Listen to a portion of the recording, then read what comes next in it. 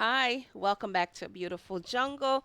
If you are new here, thank you for stopping by. My name is Sharon, gardening in Zone 8A. Today I'm going to take you guys along as I set up my two new 8 by 3 beds. That thing on the ground that you see, the black thing on the ground, that's weed barrier fabric. I have cardboard at the bottom of these beds, and now I'm spreading out the leaves that were collected in the yard from 2023 fall. You can also use this method in your fabric pots. I've done that in my flower pots as well. Cardboard leaf mulch. Now I'm adding food scraps that I collected inside the house, and I put them in plastic bag. You can put your food scraps, if you're not ready to take them out, in your freezer. You can save them inside of your refrigerator as well. I had these outside because it was winter time. So I just put them in a plastic bag and I put them outside. This is another way you can do in place compost. If you have not seen that video, I will link the video to this video.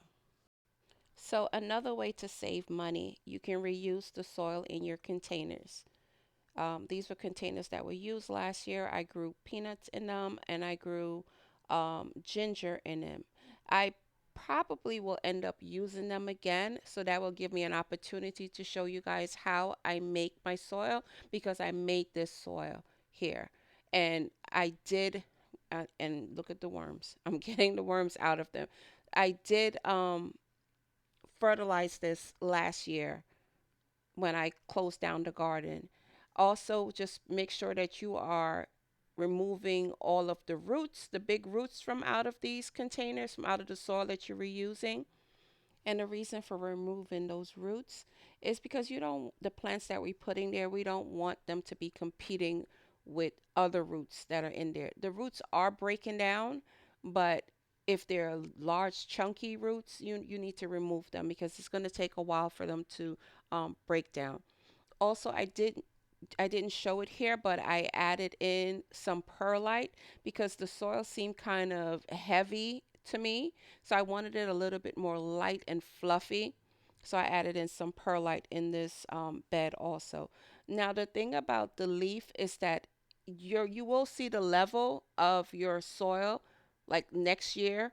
It will drop down because we're going to be removing plants from there, and the leaves are going to level down and break down also. So you will have to add more soil to this bed. With the other bed, 8 by 3 bed, cardboard, leaves, food scraps, and compost with perlite in there also.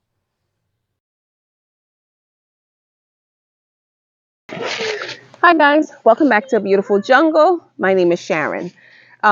So you guys were with me yesterday when I went step by step on how I start my bed. So these are the two 8 by 3 beds. So today I'm adding bush beans to it. This method is not my method. I saw someone I watch also. I'm subscribed to their channel, Broke Farmer. He set up some new beds and he added beans to his bed to add nitrogen to the bed. So what one or two of either one of these beds are going to be watermelon. These are designated for watermelon and winter squash, the vining squash. So I am going to, because they're new, I'm going to put some bush beans in there. And bush beans takes about, it's between 50 to 60 days to harvest from sowing the seed in the ground to harvest. So I have dragon tongue bean, bean, red swan bean, black turtle bean, and contender bean, the green bean, and I have Jameson bean. Those beans were from the first four. Those I purchased from Baker Creek. This is from Urban Farmers. So this is the Jameson bean. This is navy bean. I think I have like about 4 beans left inside of here.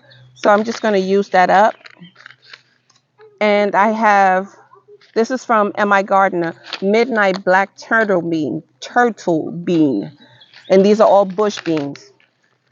So I already added about 12. I stopped right here. Contender beans.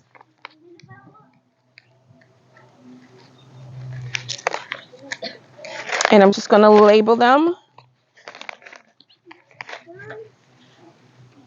I'm going to label from this side.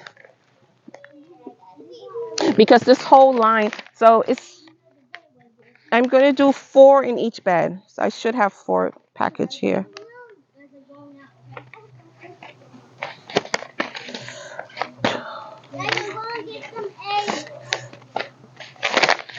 I have 7 because I added in the navy bean. I have 7 beans here because I added in the navy beans. But the contender is going to go straight across.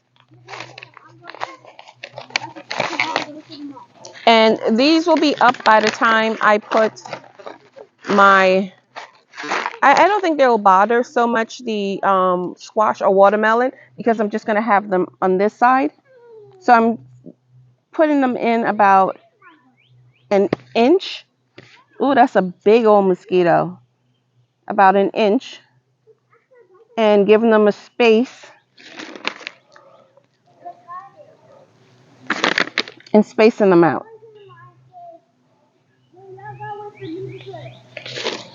And I'm not putting them too close to the edge of the bed.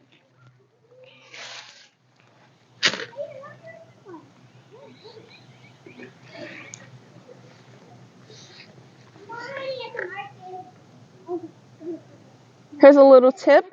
If you want to speed up your germination, you can soak your beans overnight. So I did the same thing with the second bed, but I wanted to talk to you guys about the giveaway that's happening in March on March 28th. There are 2 giveaway prizes that is happening. Um, a 7-pack grow bag and Burpee's 36 seed start and sell tray, reusable seed start and sell tray. So if you have not subscribed yet, go ahead and subscribe and give this video a like and share the video also. Thank you. So both beds have been watered in pretty well, and it's going to rain this week all the way into next week. So I'm not too worried about that. So they'll get plenty of water. If it doesn't rain tomorrow, I'll come out and I'll water it a little bit more.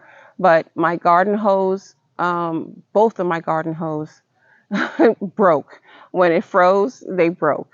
So I need to purchase some new garden hose. I have yet to find a good garden hose that gives me that pressure, that gives me, anyway, you know what I'm about to do, right? I'm about to ramble. If you know me, I'm about to ramble. So I just wanted to show you guys, give you a little step by step of me setting up these 2 3x8 beds and putting beans into them to put nitrogen into the soil. So they should be ready by the time I'm ready to plant out my, like I mentioned, plant out my winter squash and my watermelons. So I just want to say thank you for coming along with me and spending a little time with me to get this garden for 2024 together. And I hope you learned something. I pray this information was helpful. Don't forget to like, share, and subscribe. Thank you and have a blessed day. Bye-bye. I'm going in the house now.